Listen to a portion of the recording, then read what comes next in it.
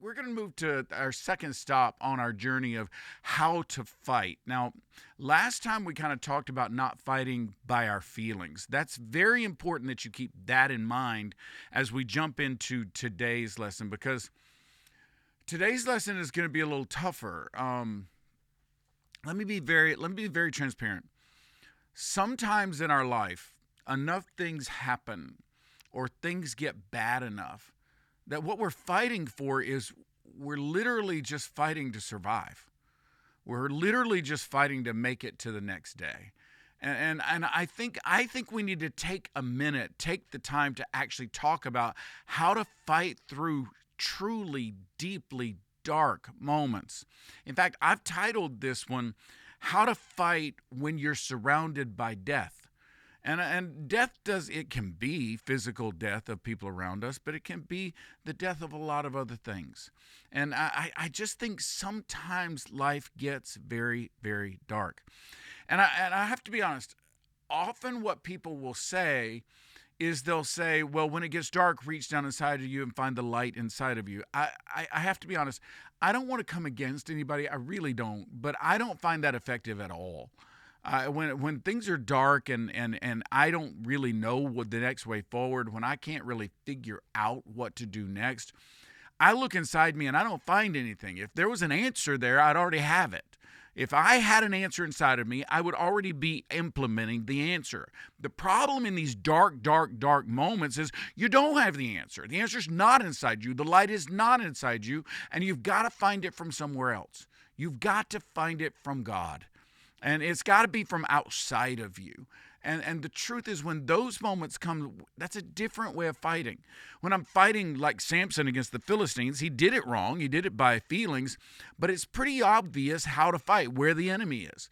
When you're battling like this, the enemy can be your own emotions, your own thoughts, just the darkness you're living in can be the enemy that you're battling against. And you've got to figure out how to do that.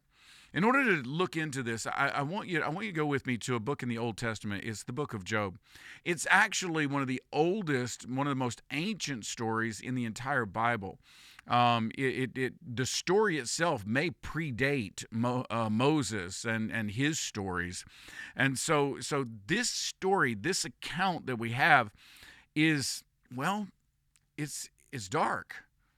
And in many ways, it's disturbing. I want to show you this, Job chapter 1, and I want to start with verse 6. And in Job chapter 1, verse 6, we're introduced to the person of Job. And so then all of a sudden our thoughts, our mind, the focus of the scene goes into heaven. And we get this picture from heaven. One day the angels came to present themselves before the Lord, and Satan also came with them. Now, imagine this moment. I mean, it's stunning to think about that God's holding court and all the angels come before him. And remember, Satan is Lucifer, an angel of light who did war against God, and he becomes Satan after he does war against God, and he loses. But somehow he comes with the angels. And the Lord said to Satan, "Where have you come from?" And Satan answered the Lord, "From roaming throughout the earth, going back and forth on it." Understand this. Satan roams about on this earth, and he's here like a roaring lion, the Bible tells us, seeking whom he may devour. So he's around us, and he's constantly after us. Pointed out this way. Then the Lord said to Satan, "Have you considered my servant Job? There's no one on earth like him. He's blameless and upright, a man who fears God and shuns evil." "Does Job fear God for nothing?" Satan replied. "Have you not put a hedge around him and his household and everything he has? Have you blessed the work of his hands so that his flocks and herds have spread throughout the land? But now stretch out your hand and strike everything he has, and he will certainly curse you to your face." The Lord said to Satan, "Very well then, everything he has is in your power. On the man himself do not lay a hand, do not lay a finger." Then Satan went out from the presence of the Lord. I want you to start. When we get in the darkest places, I want to start here.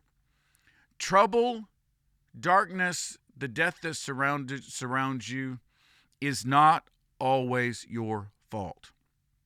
I think sometimes when things go poorly, when things go badly, we want to blame ourselves, and the guilt becomes part of the darkness that surrounds us. The guilt becomes part of the darkness that we're lost in, and the heavy weight that we carry is part of our guilt. But the truth is, it's not always our fault. Job did nothing wrong here. God's just allowing him to be tested. Something about sin in the world is going to come at Job in some horrific ways, but these things are not his fault. We're going to see this in just a minute. I need you to process first and foremost in the darkest places in your life that these things are not always your fault. They may have occurred outside of anything you did. And so they're not always your fault. Here's what you got to do. In this moment, when things that were not your fault happen, you need to work hard at trusting God for purpose in the pain. There is going to be an outcome. There is going to be an example made.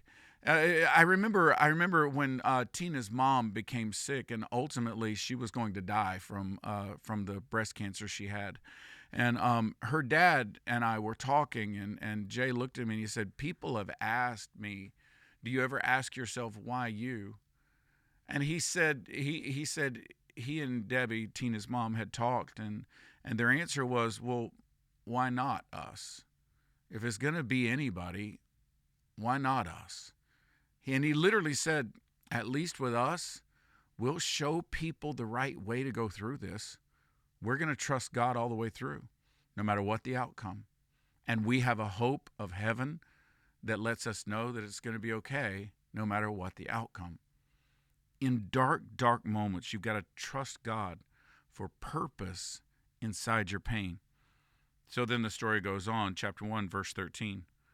One day when Job's sons and daughters were feasting and drinking wine at the oldest brother's house, a messenger came to Job and said, "The oxen were plowing and the donkeys were grazing nearby when the Sabaeans attacked and made off with them. They put the servants to the sword, they killed them, and I am the only one who has escaped to tell you." So he lost possessions. While he was still speaking, another messenger came and said, "The fire of God fell from the heavens and burned up all the sheep and servants, and I am the only one who has escaped to tell you." He lost more of his wealth. While he was still speaking, dude, talk about a bad day.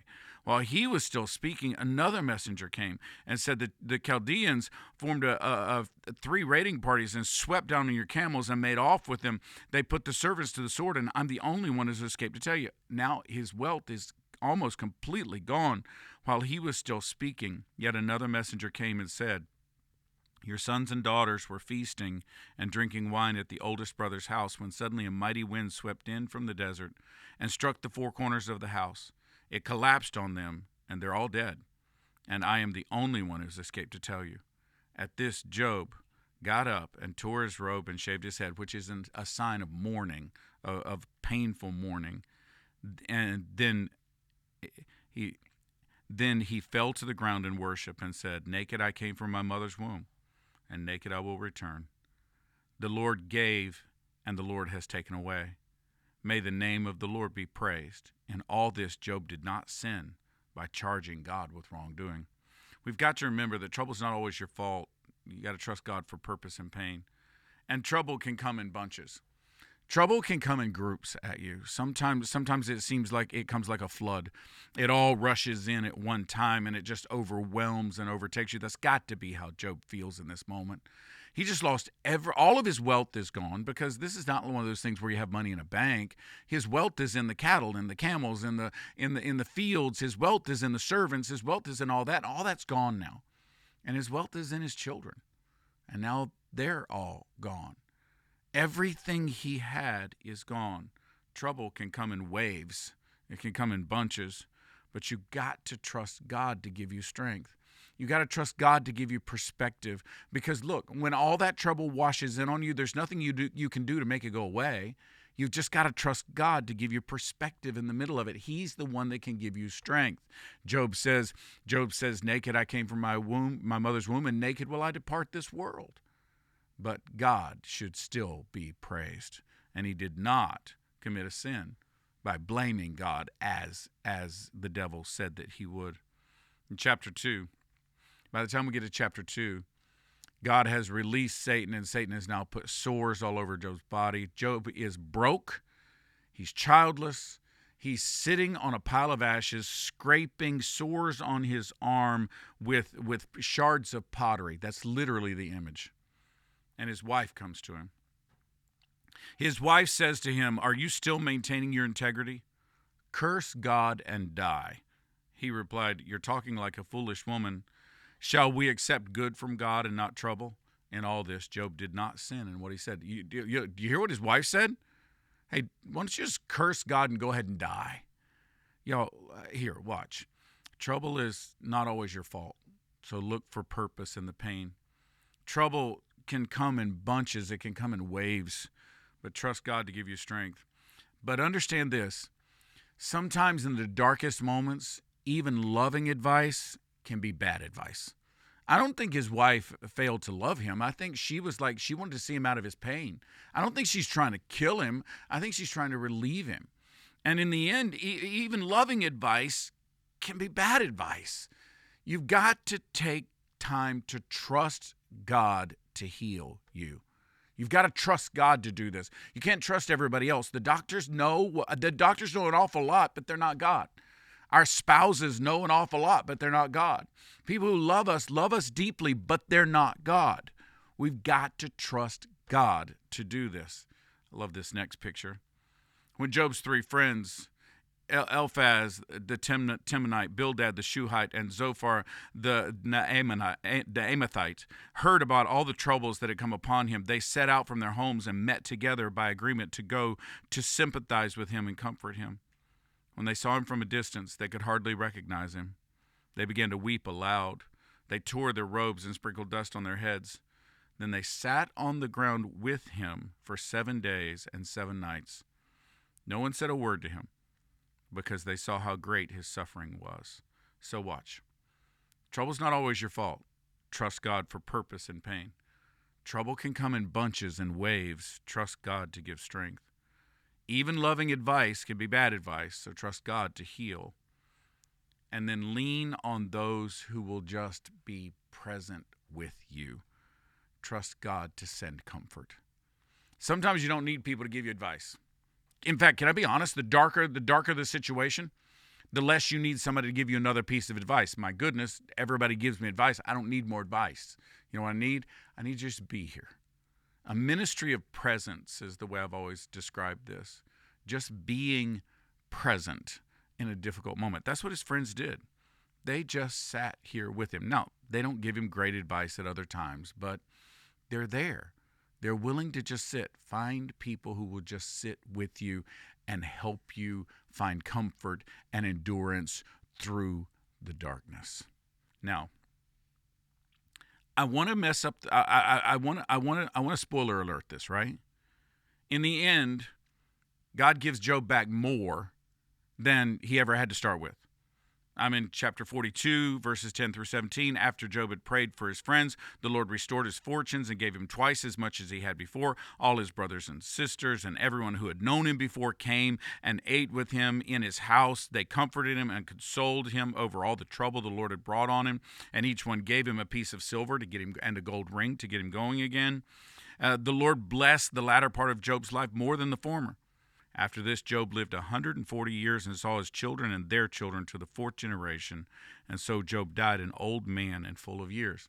Now, it ends well, right? In fact, I'm going to give you this last point. Wake up every day. Listen to me. Wake up. Listen to me. Wake up every day. See the sunrise every day and wake up. Try to convince yourself, try to say to yourself in the darkest of times, wake up the next morning believing that this day will be the day of blessing. Just, I know it's hard. I know it's dark. You don't think that way. That's not the way your mind works. Do battle with your mind. Fight with your mind. Fight with your emotions. And trust your God and say, today, I'm going to wake up tomorrow, and tomorrow's the day my blessing is going to start. You got to do that. But you say, Pastor Mike, is that going to be like instant? No. The last verse I read to you, the friends that comforted him, is in chapter 2. And it's not even to the end of chapter 2. It's in chapter 2. The next verse where God blesses and brings all the blessings is chapter 42. I need you to catch this. There's generally about 40 chapters between I'm broken and it's dark and I'm back to full blessing. There's a long time. It takes a long time. These nights can last what seems forever, but they don't last forever. They do come to an end. This darkness will pass, but you got to trust God to see it happen. You got to trust God that tomorrow is going to be the day the blessing starts. And listen, if you can wake up every day, y'all, wake up every day. Do not go into an evening, do not go into a night deciding that you're not going to wake up tomorrow. Don't do that. Decide that tomorrow I'm going to wake up, and tomorrow's going to be the day that the blessing starts. And then you can trust God to restore everything you have lost. So many stories I could tell you that end up this way. Tragedy that ends up bringing about, it ends up in triumph, that ends up in beauty, that ends up in joy. I can show you story after story after story that works that way, even in my life and in the Bible and in the church. But I got to tell you, you don't find the victories when you give up.